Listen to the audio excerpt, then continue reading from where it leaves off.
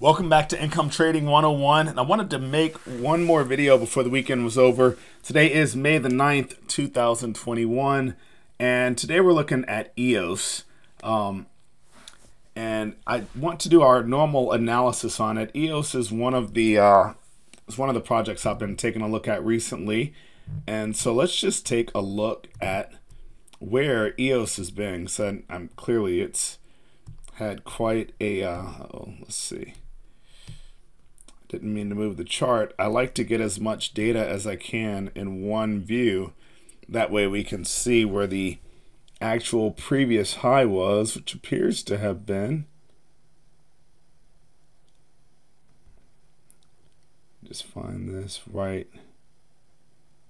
$21.63. Is that the highest I can find? Let's see.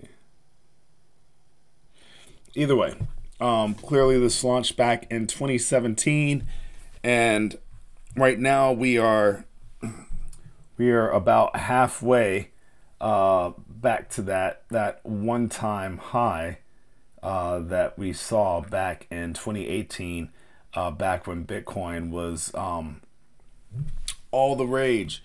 So let's go ahead and first off, I want to get rid of the volume. I'm just going to spread this on back out. We'll pull that data back out just so we can get a look at some retracements and whatnot. And let's take this basically to a year. We'll go ahead and add in our moving averages. As you guys know, I like to look at 3 different moving averages on the same scope, the same time frame. So for this one, we're going to use a 10-day. We're going to use a 20 and a 60. And then what I like to do is look at how these moving averages appear over various time differentials, or time looks at time for the chart. So like right now we're starting with the daily. We're going to go ahead as well and take a look at the 1 hour, the 30-minute, and the 15-minute.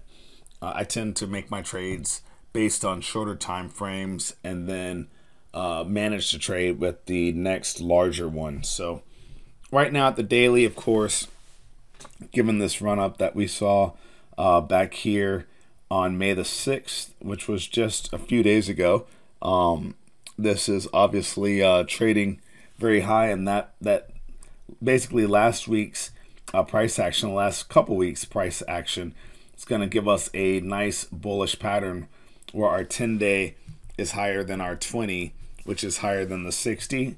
Classic bull trending action. But let's take a look at a lower time frame and see if we can get the same thing. So we definitely have convergence when you look at this on the 1 hour, because the 10 period is between the 60 in yellow and the 20 in red,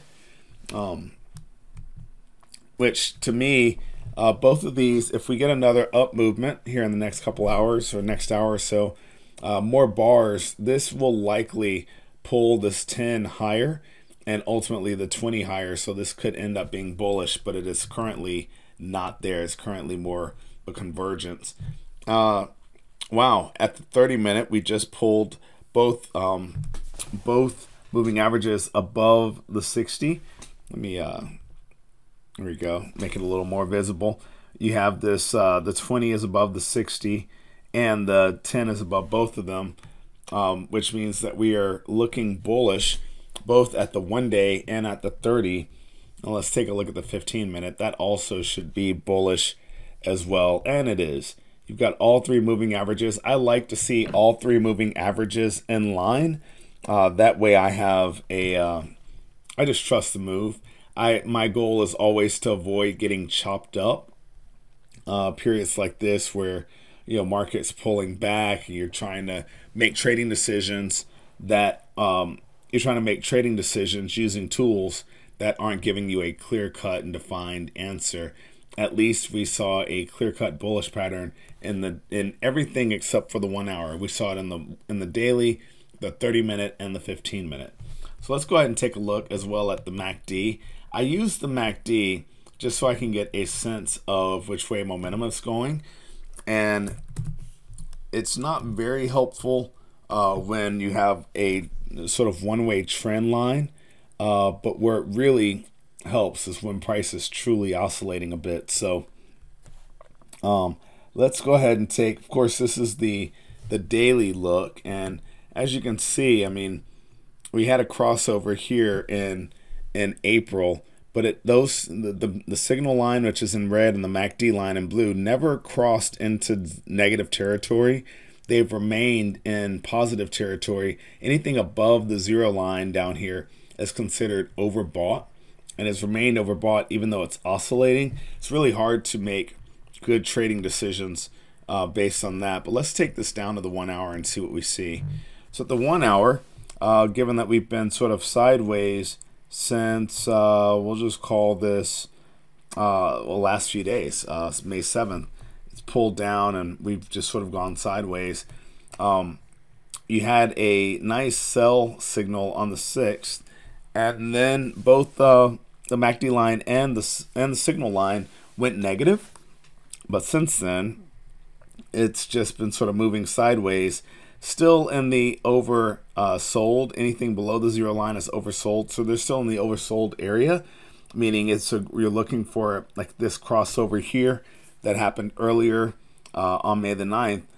You would expect this crossover to be a strong bullish signal, and both of these, definitely the MACD line in blue has gone above the zero line. Not much, but it's above it. The signal line appears to be almost there as well, but not quite just yet. So that's not necessarily it is a buy signal. It's not one that I would fully take just yet. Now, when we take it to the lower level, the 30-minute, at a 30-minute time frame, we did get this morning a bullish crossover, and they both crossed both indication lines crossed the signal line, across the zero line later this evening, kind of evening. And that to me this is a bullish signal. So, we've got a moving average and a MACD in the 30-minute time frame that are supporting the idea of this being a bullish period. And of course, the 15-minute is just going to be a little more volatile. You had a bullish crossover that also happened earlier this morning, and they crossed the zero line by midday. So since then, it's just sort of been oscillating, but above the zero line.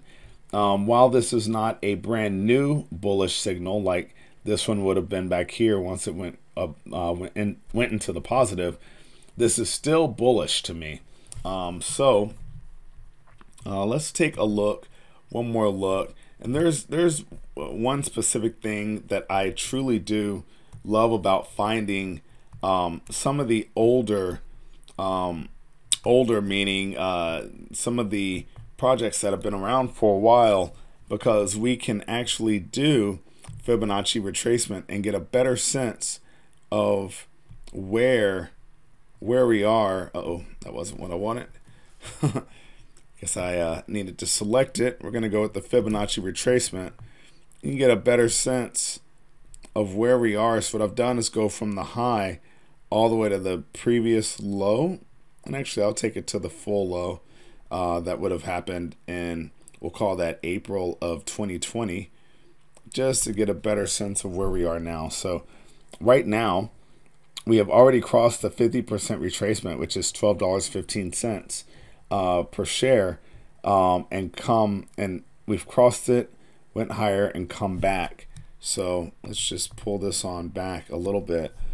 So right now we are between the 50 and the 31.8% retracement. The 31.8 is at $9.55. So I do think that we've got a strong shot at this continuing to grow higher, and I think all it's going to take is another bull rally in Bitcoin or something along those lines to have us try to make an effort to retest the previous high. That previous high would be significantly higher than where we are right now, and while doubling your money in crypto doesn't sound nearly as exciting as making it 20x. 2x is nothing compared to 20x. We've seen that in some of the projects this year. That being said, I do think this could still end up being a strong project. And before we go, I'm going to look at one more thing, because I want to also get a better sense. We have the beauty of TradingView. TradingView does a great job, I think, of representing price. And this red line is where price is right now. And you can just see how, it's right near what would have been either support or resistance back in the summer of 18. You also have this area was resistance in February of 18. I mean, this level is very significant, and I've said that on a few videos.